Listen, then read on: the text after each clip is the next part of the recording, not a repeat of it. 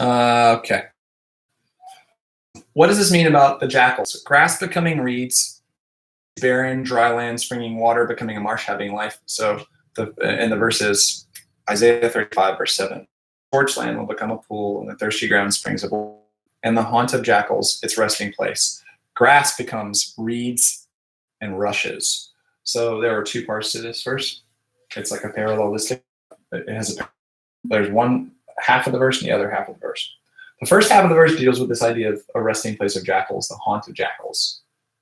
And the second part has to do with barren dry land becoming marshy. So yes, your second question, grass does become reeds. That means barren dry land springing water and becoming a marsh and having an area that was just like parched, being like wet, right? That's actually a phrase we use in English. So it would be like an arid territory becoming a wetland. And then this idea of the haunt of jackals. Jackals will the Hebrew word is probably talking about wild dogs, some kind of wilderness dog. And in this, I think, picture that's being conjured is a kind of dry area that's flat that these packs will roam on that are opportunistic predators, and they're outskirts. They don't dwell in really lush places. Picture would just be kind of like open land. Just again, more of this picture of like, that's the territory you would see these things. Well, the land's going to change and it won't be that anymore. Just again, this idea of the land changing. Okay, the next one, Isaiah 35:8. A highway will be there, a roadway, and it will be called the highway of holiness. The unclean will not travel on it, but it will walks that way, and fools will not wander on it. What does this mean? Okay, what does this mean in my desert heart? Yeshua will make a way of holiness in my desert heart where uncleanness will not be. It will be a way for me to walk where even a fool will find the path easy to follow. Yes. Yeah.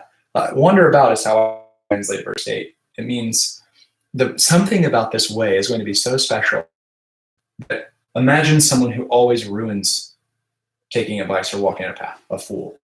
Even a fool won't wander about on it, is the idea. So yes, Yeshua is going to, he'll make a way for you can follow. This is, in other words, part of this promise is guaranteed success. You're guaranteed success. It will blossom profusely. So now we're in Isaiah 35:2. It will blossom profusely and rejoice with rejoicing and shout of joy. The glory of love given to it, the majesty of Carmel and Sharon. They will see the glory of Yahweh, the majesty of our God. Is this a contrast between wilderness, dry land, and desert with Lebanon, cedars, Carmel, mountain, Sharon, plain, abundant goodness? The glory of Yahweh, Yeshua coming. What then is Carmel and Sharon? Yeah, so the glory. Yeah, you do. There is a parallel between the glory of Yahweh and the glory of these lands. You're absolutely right that it's a contrast between the wilderness and dry land and these lands. Carmel, Sharon. These are lands in the Hebrew conception that are just like, boom, they're rich and they're full, and there's so much fecundity in life there, and God's going to do that with regions. It's the opposite of barrenness. Fertile lands. That's another. These lands are thought of as very fertile. Okay. Or say to those with anxious heart, take courage, fear not. Behold, your God will come with vengeance. The recompense of God will come, but will save you. Okay. Should I be afraid God is coming for vengeance? Is this vengeance against me? Why not? If God will come with recompense. Is this compensating for harm I've done and harm done to me? Okay. No. Here's why. The reason it won't come to you is you're the party that's taking hold of the promise. The part that's taking hold of the promise is described in more than just verse 4. Who are the parties that are taking hold of the promise? Well, later on, the blind, the lame, the deaf, the barren, right? You're taking hold of the promise. And he actually makes the distinction there. But he will save you. Which means if you're the one taking hold of this promise, you're the wild barren region. You're taking hold of the promise. No, recompense isn't coming for you. And actually, the word recompense here is, let's see. Yeah, well, no, that's right. He does come for vengeance in the first half of the Hebrew, but more to do with like he's going to put in your lap what your deeds are. And if you're the one taking hold of the promise, well, you're a person already admitting, I'm a desert, I'm blind, I'm deaf, I'm mute. You'll see Yeshua say something like this. When the Pharisees say, "Are you saying we're blind?" And Yeshua, because you say you're not blind, you'll be treated as though you see. Right? Love you. Bye, babe. Bye. Love you. And yeah, so I would say no. May he remember all your meal offerings and find your burnt offering acceptable. Selah. Grant your heart's desire.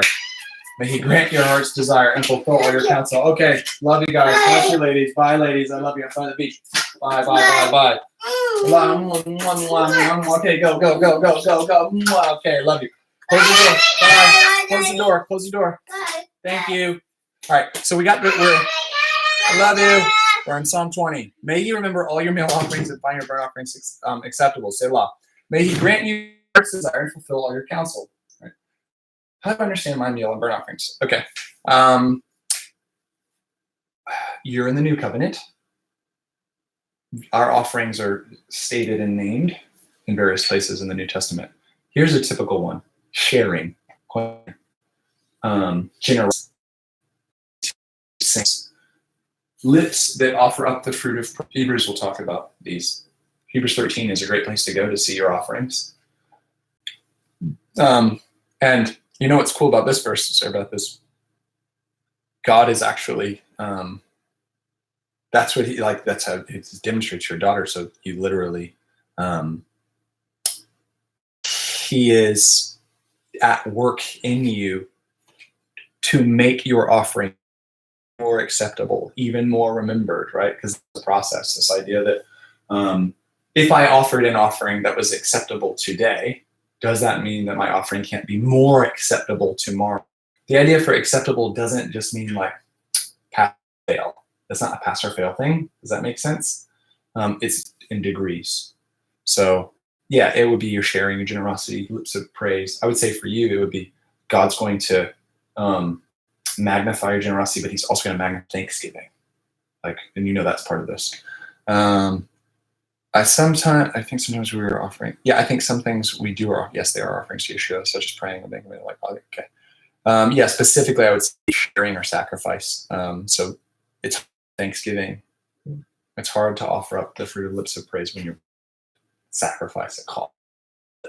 So the idea here would be what costed you? What actually costed you greatly? Right?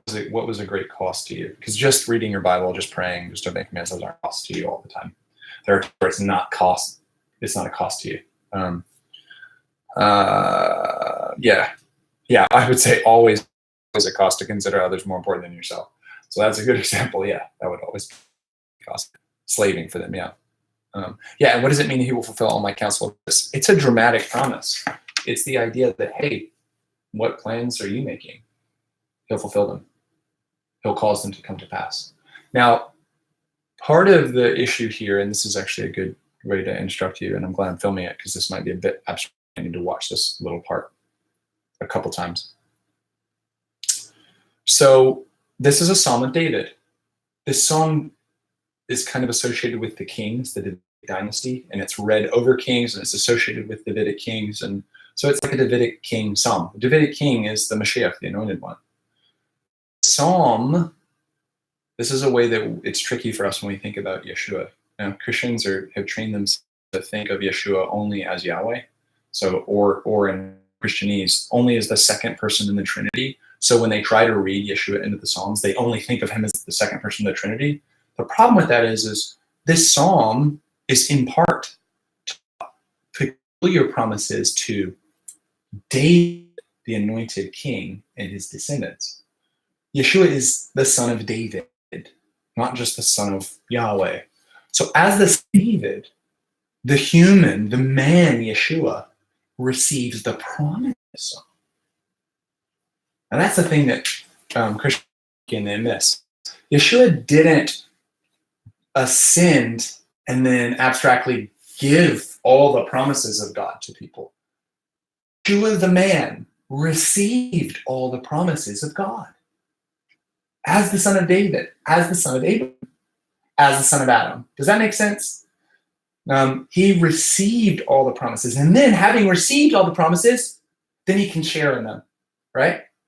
So this is that why you say deal with me first when we pray, when we used to pray a long time ago? Deal with me first. You Yeah. mean like thinking, or Like about the things that you need or you were struggling with, or yeah. So okay, yeah, I would. Well, that's a different thing. I would start. Well, kind of.